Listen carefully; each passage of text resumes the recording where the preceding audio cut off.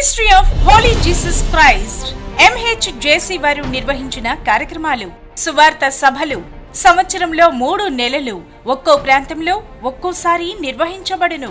నెలకు ఒకసారి వీధి సువార్త నిర్వహించబడును.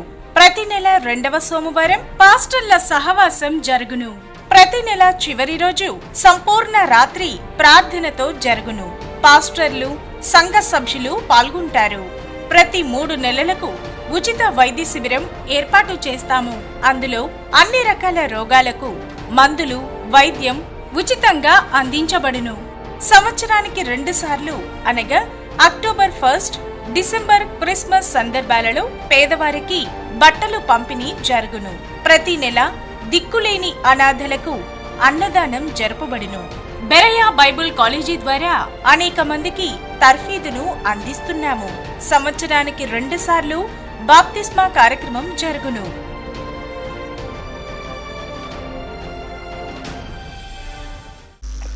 Praise the Lord. ప్రభునందు ప్రియ దేవుని బిడ్డలారా, ఈ దినాన మరొకసారి దేవుని మాటలు మీతో పంచుకోవటానికి దేవుడు మనలను ప్రేమించాడు. మనలను సజీవుడిగా ఆయన లేవనెత్తాడు. దేవుని వాక్యము ద్వారా అనేక విధాలుగా మన జీవితాలని ఆదరిస్తున్నాడు. ప్రేమ కలిగిన దేవుడు యేసుక్రీస్తు ప్రభువు ఈ లోకానికి రావటం మన జీవితాల్లో ఒక గొప్ప ఉన్నతమైన భాగ్యం. అది ఆ భాగ్యాన్ని దేవుడు మనకు అనుగ్రహించిన వాక్కును బట్టి దేవుడు దినదినము ఆదరిస్తున్నాడు. ప్రియులారా, దేవుని వాక్యాన్ని ధ్యానించుకోకముందు ప్రార్థన చేసుకుందాం. గత వారం అంతా ప్రభువు మిమ్మలను, మీ కుటుంబాలను ఆదరించాడని నమ్ముతున్నాం. మీరందరూ బాగున్నారు కదా? కుటుంబాలతో అనేక విధాలుగా ఆదరించబడుతున్నారు కదా? ప్రియులరా, భయంకరమైన ఈ పరిస్థితుల్లో, ఎందుకంటే ఎక్కడ చూసినా మరణము మానవుడిని వెంటాడుతుంది. ఇటువంటి దినాల్లో దేవుడు మీ కుటుంబానికి క్షేమాభివృద్ధి ఇచ్చాడని మేము నమ్ముతున్నాం. మా వ్యక్తిగత ప్రార్థనలో, మా సంఘ ప్రార్థనలో, మా 24 అవర్స్ ప్రేయర్శాలలో మీకోసం ప్రార్థన చేస్తున్నారు. ఆ స్థలాల్లో మా దేవుని బిడ్డలైన వారు మరి మీకోసం ప్రార్థిస్తున్నారు. ప్రార్థన చేసుకుందాం. దేవుని వాక్యములోనికి వెళ్దాం. ప్రేమ కలిగిన తండ్రి, కృప కలిగిన యేసయ్య, మీ శ్రేష్టమైన నామమును బట్టి కృతజ్ఞతలు చెల్లిస్తున్నా. మరొకసారి నీ ప్రియ బిడ్డలతో నీ వాక్యం అందించడానికి లేక పంచుకోవటానికి మీరు మాకు ఇచ్చిన ఈ సమయాన్ని బట్టి నాయన కృతజ్ఞతలు చెల్లిస్తున్నా. నీ వాక్కులు వింటూ ఆదరణ పొందుకుంటున్న ప్రియ కుటుంబాలను దీవించండి తండ్రి. నీ స్తోత్రాలు. ఈ దినము ఎంతమంది నీ వాక్యం వింటున్నారో వారి కుటుంబాల్లో ఉంటున్న సమస్త పరిస్థితులన్నీ మార్చండి, ఆదరించండి, కృప చూపించండి. మీ సాక్షులుగా, సహకారులుగా వారి కుటుంబాల్లో, వారి సంఘాల్లో, వారి సమాజంలో ఉండటానికి తండ్రి మీరు సహాయం చేయండి. నీ వాక్యం ద్వారా మమ్మలను సంధించండి, మేలుకొల్పండి. దేవా, మా ఆత్మీయ జీవితాలకు అది మెరుగుపెట్టే అనుభవంలోనికి వర్తమానం అనుగ్రహించమని మీరే మహిమ పొందండి. ఉదయకాల ప్రశస్తమైన మీ దీవెనలు మాకు దయచేయమని యేసు నామమును అడుగుచున్నాము తండ్రి, ఆమెన్. Praise the lord. బిడ్డలారా, చాలా సంతోషం. దేవుడు మీ ప్రార్థనలు బట్టి ఈ విధంగా మేము మా పరిసర్యలో ముందుకు వెళ్తున్నాం. మా కోసం ప్రార్థన చేయండి. దేవుని వాక్యాన్ని ధ్యానించుకుందాం. ప్రియులరా, లూకా సువార్త 7వ అధ్యాయం మనకందరికీ తెలిసిన ఒక రిఫరెన్స్ని మీతో పంచుకోవడానికి నేను ఆశపడుతున్నాను. ప్రియులరా, లూకా సువార్త 8వ అధ్యాయము మాట 24వ వచనాన్ని ఒకసారి మనం జ్ఞాపకం చేసుకుందాం. గనుక ఆయన యుద్ధకు వచ్చి, ప్రభువా, ప్రభువా, మేము నశించిపోవచ్చున్నామని చెప్పి ఆయన లేపిరి. ఆయన లేచి గాలిని, నీటి పొంగును గద్దింపగానే అవి అణిగి నిమ్మలమాయెను.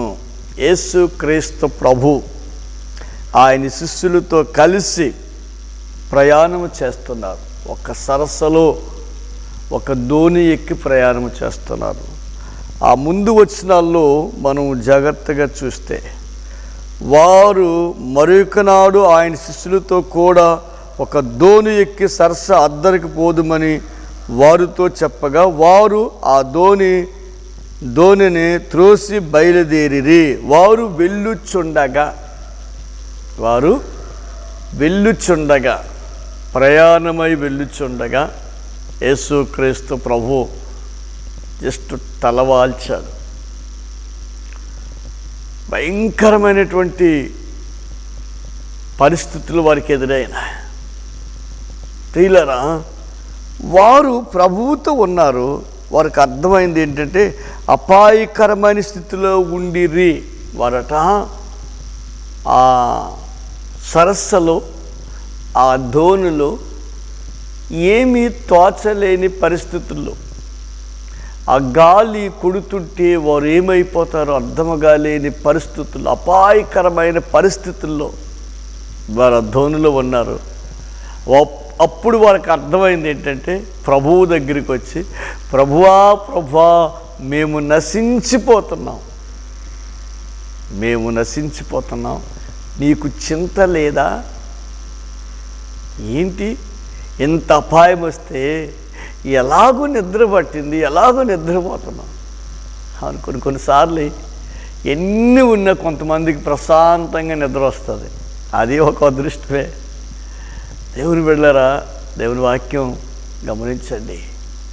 యేసు ప్రభువుతో ఉన్నారు, కానీ అక్కడ మనం దేవుని వాక్యాన్ని గమనిస్తే వారు అంటున్నారు, ప్రభువా నశించిపోచున్నామని చెప్పి ఆయనను లేపిరి. నశించిపోచున్నాము, మమ్మల్ని ఆదరించవా?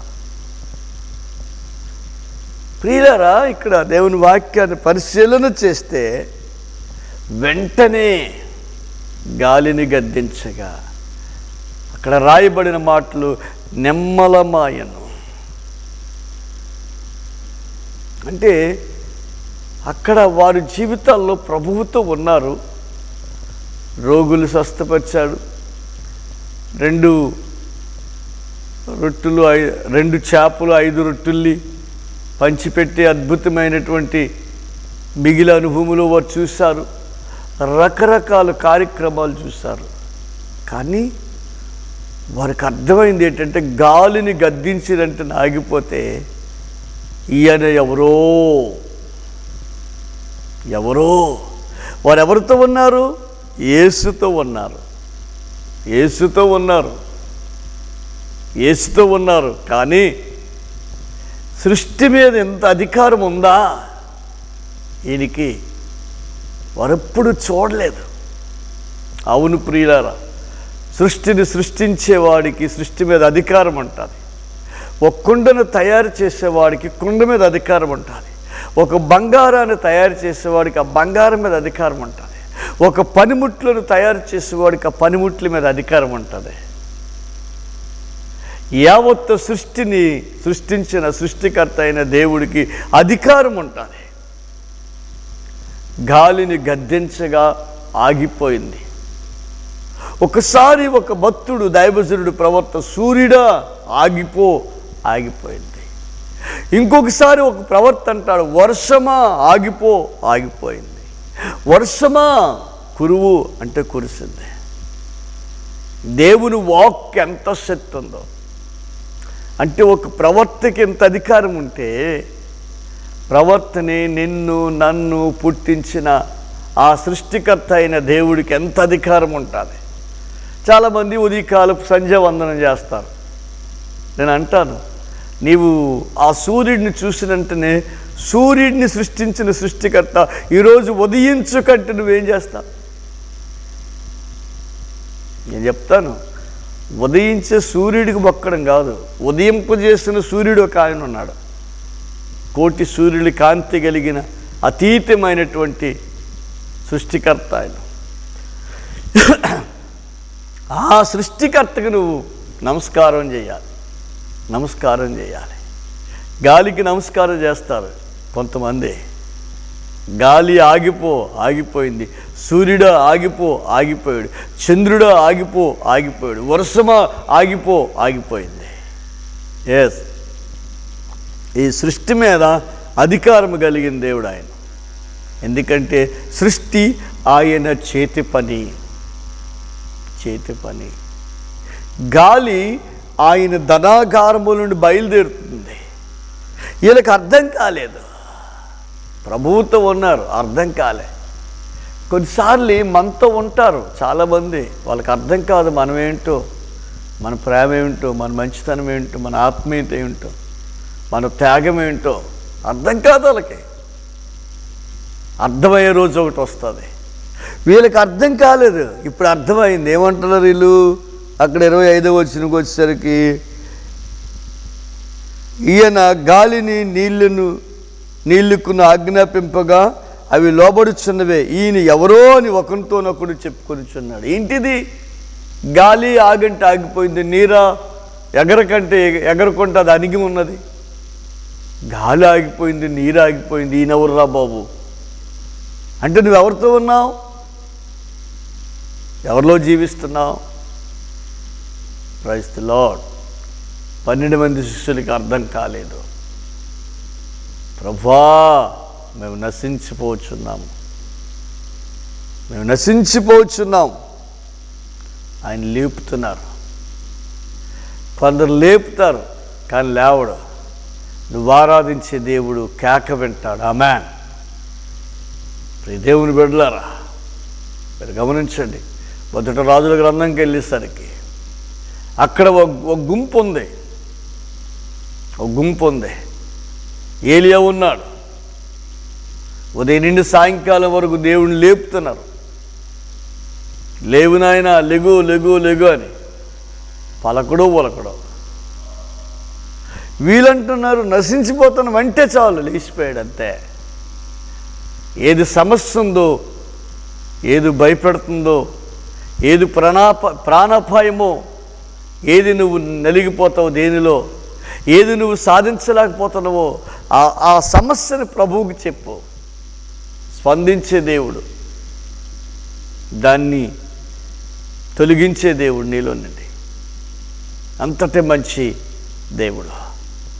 వారైతే ఉదయం నుండి అరుస్తున్నారు, కేకలేస్తున్నారు, లే లే లే అని. ఎట్లు ఇస్తాడు? దేవుడైతే కదా లేవడానికి. కానీ నా దేవుడు సజీవుడు, మరణాన్ని జయించినవాడు. ఈయన లేచాడు, చూశాడు, వారు ఆందోళన పరిస్థితులు చూశారు. వెంటనే ఆగిపోయింది. నిమ్మలమైపోయింది. ఇంతటి అధికారము కలిగిన దేవుడు వారితో ఉంటే ఆ దేవుడిని వారు అర్థం చేసుకోలేకపోయారు. నేను ఈరోజు అంటాను, భారతదేశము ప్రభు ప్రేమని, ప్రభు గొప్పతనాన్ని అర్థం చేసుకోలేకపోతుంది. ఇప్పటికీ మనుషులు ఎలా చూస్తున్నారంటే, యేసు ప్రభు అంటే ఎక్కడ వాడు, మనవాడు కాదు. నేనంటాను, నువ్వు నశించిపోతానవని లోకానికి వచ్చాడు ఆయన.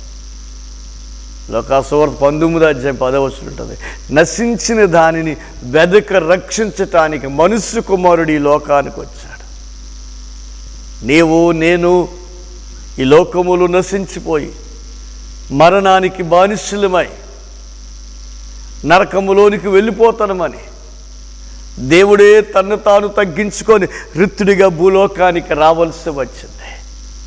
ప్రియ సహోదరుడా, సహోదరి, మతము మానవుడికి మోక్షాన్ని ఇవ్వలేదు.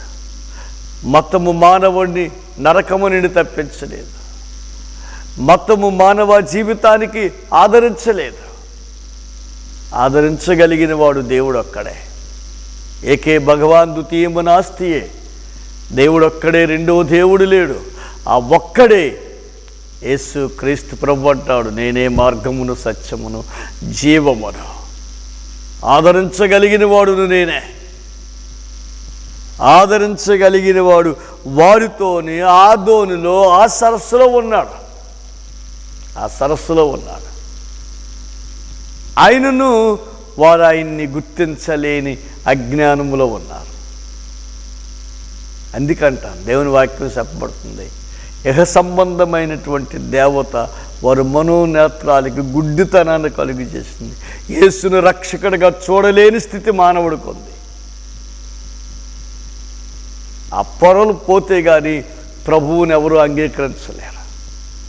దేవుని బిడ్డలారా, నా ప్రియ సహోదరి సహోదరుడా, దేవుని వాక్యం వింటున్న నీ జీవితంలో దేని విషయంలో నువ్వు భయపడి బాధపడి కుమిలిపోయి నలిగిపోతావు, దానిలో నుండి ఆదరించటానికి ఆదరణకర్త ఆయన.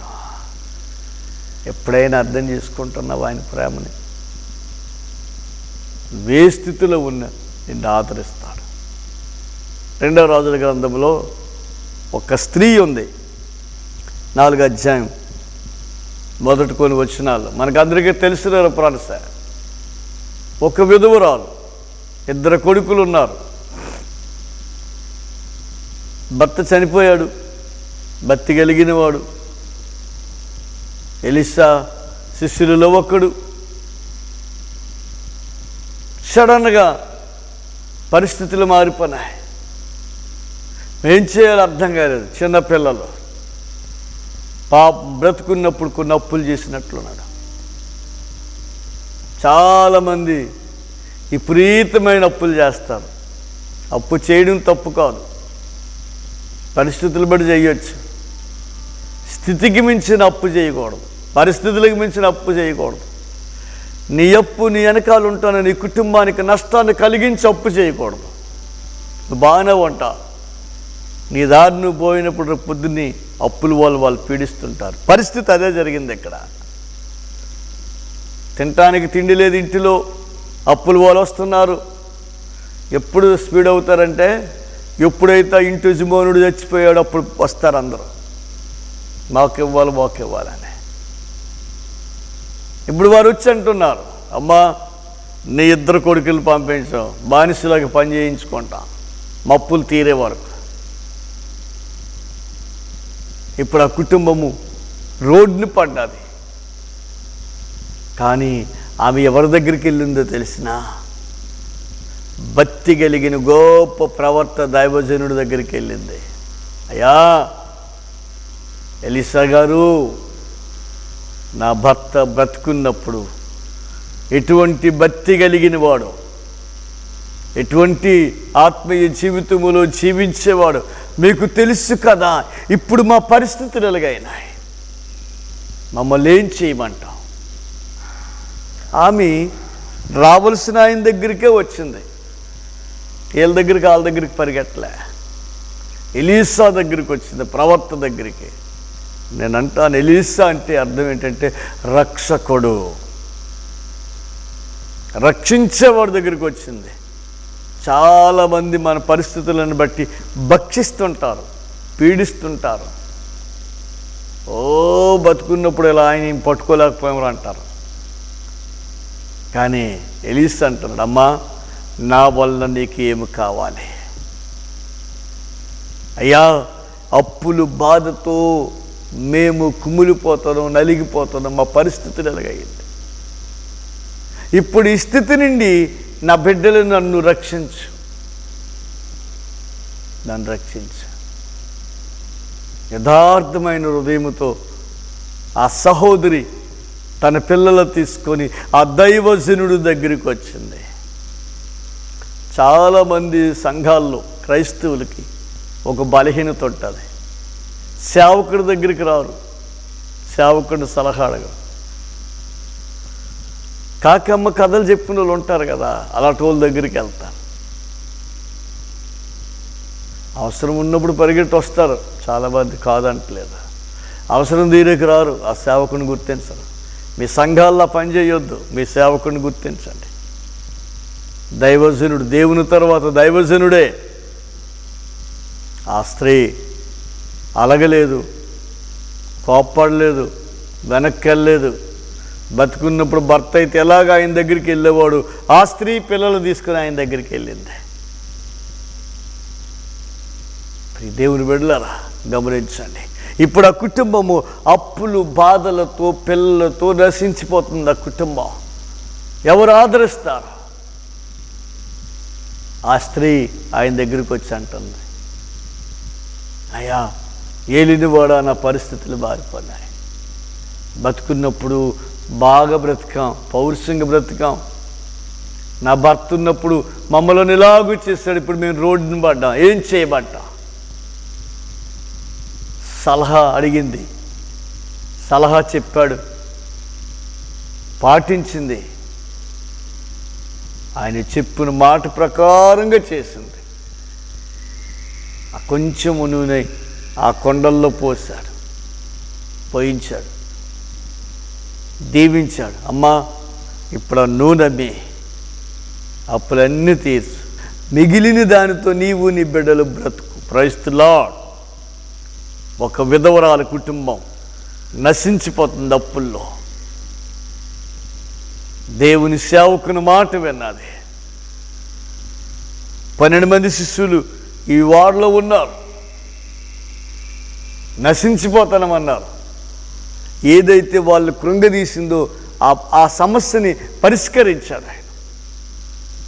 మన దేవుడు పరిష్కరించేవాడు, మనలను ముంచేవాడు, కృంగదీసేవాడు కాదు, మనలను విడిచిపెట్టేవాడు కాదు, మనలను ఆ స్థితి నుండి తప్పించేవాడు ఆయన. దేవుని బిడ్డలారా, చాలామందికి ఈ రహస్యాలు అర్థం కాదు. సమస్యలు రావని ఎవరు చెప్పరు, ఆటంకాలు ఉండవని ఎవరు చెప్పరు. ఎంతటి వారికైనా, ఎంతటి భక్తి కలిగిన వారికైనా అనేకమైనటువంటి సమస్యలు ఎదురవుతూ ఉంటాయి. యోబు గారికి రాలేదా? దావీదుకి రాలేదా? అందరికీ సమస్యలు వస్తుంటాయి. కానీ నీ సమస్యకి పరిష్కరించేవాడు నీతో ఉన్నాడు. ఆమేన్. నువ్వు అది గుర్తించాలి. ఆయన నీతో ఉన్నాడు, నువ్వు ఆయనతో ఉండు. ఆయనతో లేకుండా, ఆయన మాట వినుకుంటా. ఈ రోజుల్లో క్రైస్తవులు కడవర దినాల్లో శ్రమ నుండి బయటికి రాలేకపోవడానికి గల కారణం ఏంటో తెలుసా? దేవునితో ఉన్నట్లుగా నటిస్తారు, ఉండరు. దేవుడు వారితో ఉన్నారని అనుకుంటారు, దేవుడు వారితో ఉండరు. కారణం అదే. ప్రియ దేవుని బిడ్డలారా, ఏది నిన్ను నశింపచేస్తుందో, ఏది నిన్ను కృంగదీస్తుందో, ఏ సమస్య నిన్ను వెంటాడుతుందో, ఆ సమస్యకి పరిష్కారం ప్రభువైన యేసుక్రీస్తు వారు. Praise the Lord. నమ్మిన వారు దేవునికి స్తోత్రం చెప్పండి మీ ఇంట్లో. ప్రియ దేవుని బిడ్డలారా, యేసయ్య ఉన్నతమైనటువంటి వాడు, శ్రేష్టమైన దేవుడు. ఆయన నిన్ను ఆదరిస్తున్నాడు, కృప చూపిస్తున్నాడు, కనికరిస్తున్నాడు. ఇటువంటి ప్రేమ కలిగిన దేవుడు నీవు కలిగి ఉంటున్న దేవుడు ఇంతటి ప్రేమ కలిగిన వాడు, ఇంతటి మంచి దేవుడు. నిన్నెంత ఆదరిస్తున్నాడో, ఆ ఆదరించే దేవుడిని ఎన్నడూ విడిచిపెట్టకు. ప్రియ దేవుని బిడలారా, యేసుక్రీస్తు ప్రభు ఎటువంటి పరిస్థితుల్లో ఉన్నా,